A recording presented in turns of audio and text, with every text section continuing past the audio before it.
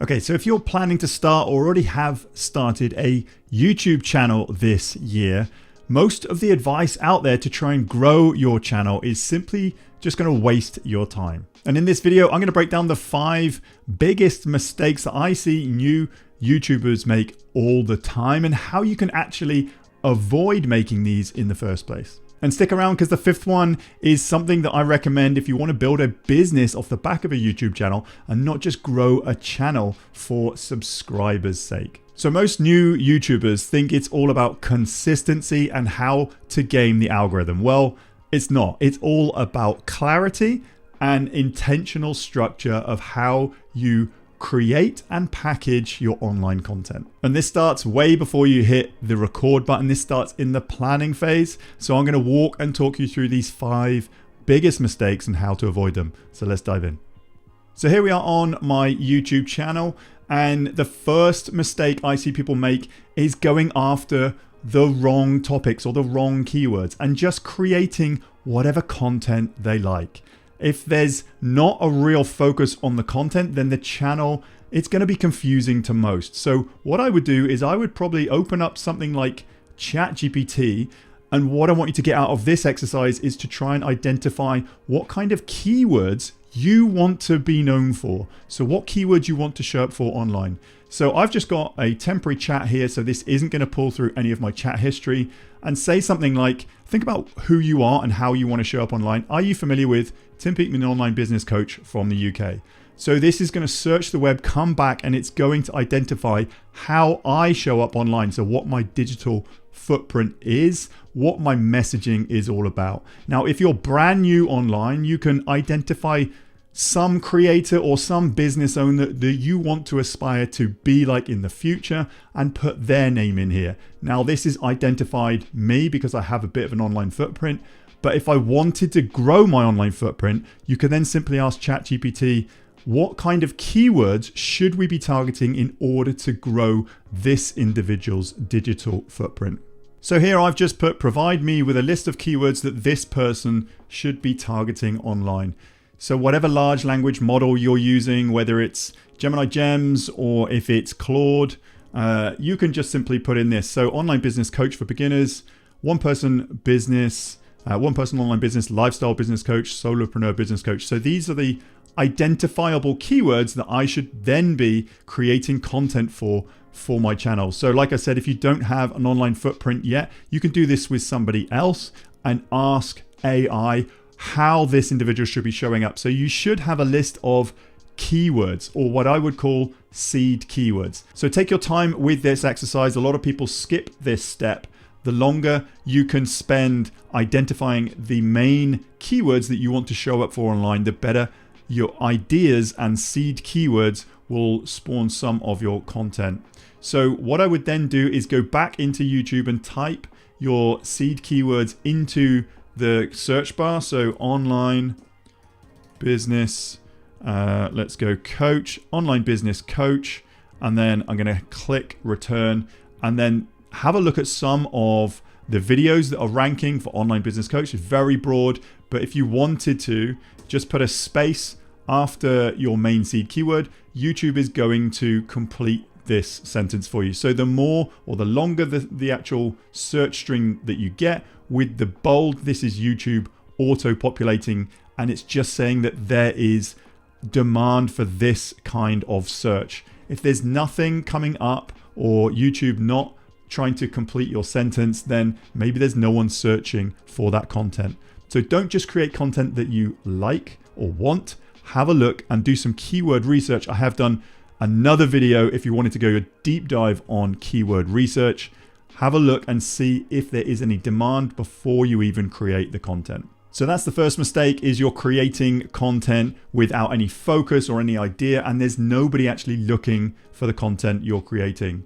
So the next step is the packaging. So I want to walk you through a little bit about the title and the thumbnail. So here you can go back to whatever large language model you're using and say, hey, I'm really interested in this main phrase.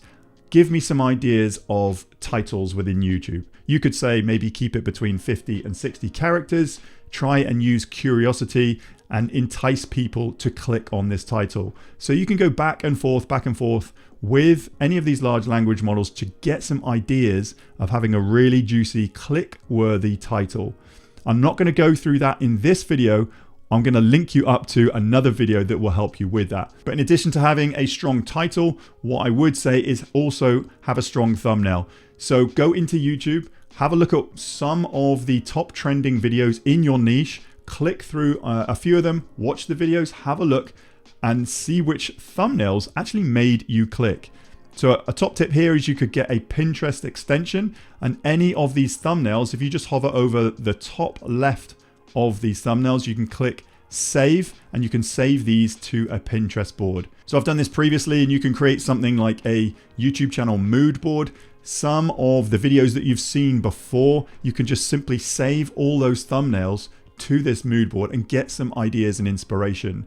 You want to try and use the title and the thumbnail to spark curiosity or intrigue and try and get them to click and watch your video. This is all about click-through rate, and a lot of people look at title and thumbnail as a last resort. When you're creating your content, first of all, you want to start off with the seed keyword, what you are targeting, but then you need to have a look at the title and the thumbnail before you even hit record on that video, so you know exactly what title you're targeting and what thumbnail strategy you are using to try and get the click.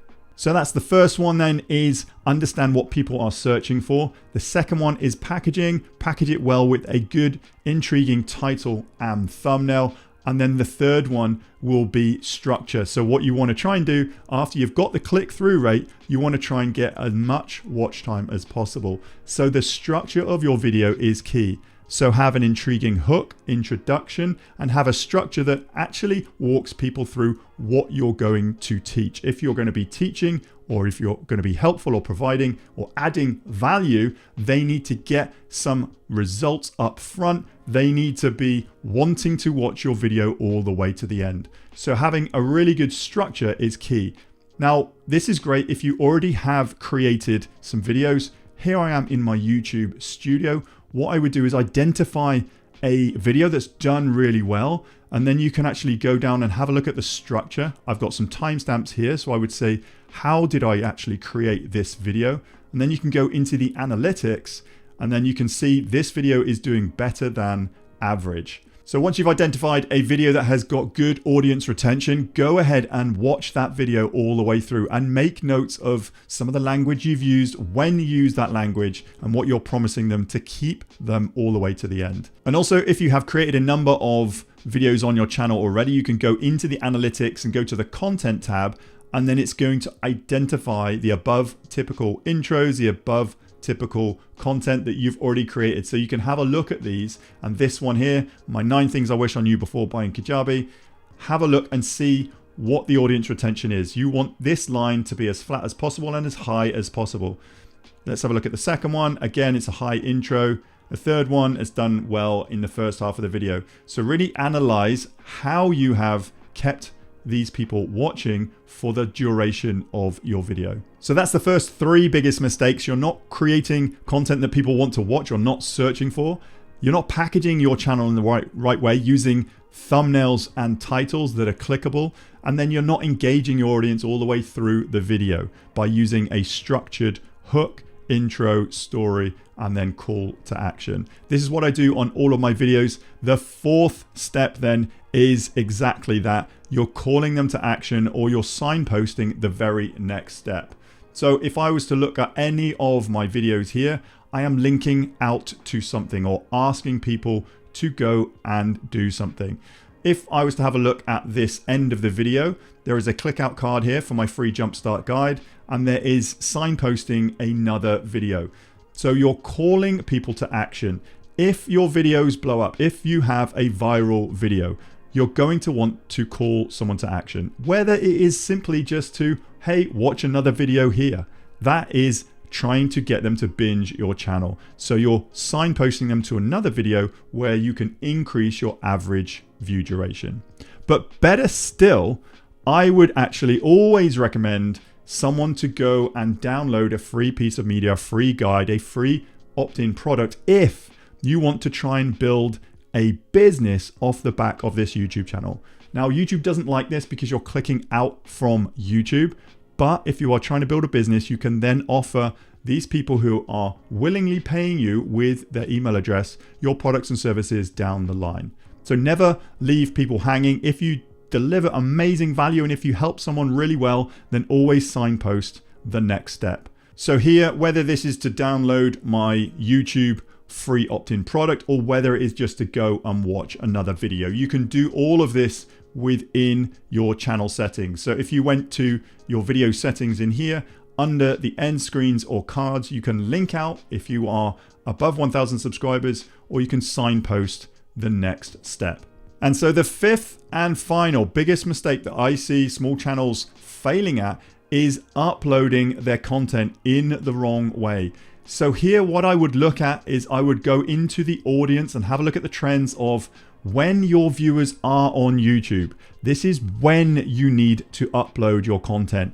If they are always on a Monday or a Friday, then upload your content here. If they're always online in the mornings, well then always upload here. So I can see down here 3 or 4 p.m. my time here in the UK is when I should be uploading my content. And this is exactly when I should upload my content. And when you publish, make sure you've got the right title, the right description, some tags, all about your main keyword phrase. Everything has to be signposting back to showing up in search for that individual looking for help with a certain thing. If your video then gets shown for that search, then you've connected the dots. But make sure you are using that keyword throughout your publication. I do have another video on the current YouTube channel settings that you should have turned on or off in order to maximize this fifth step. This is by far the biggest mistake you can do,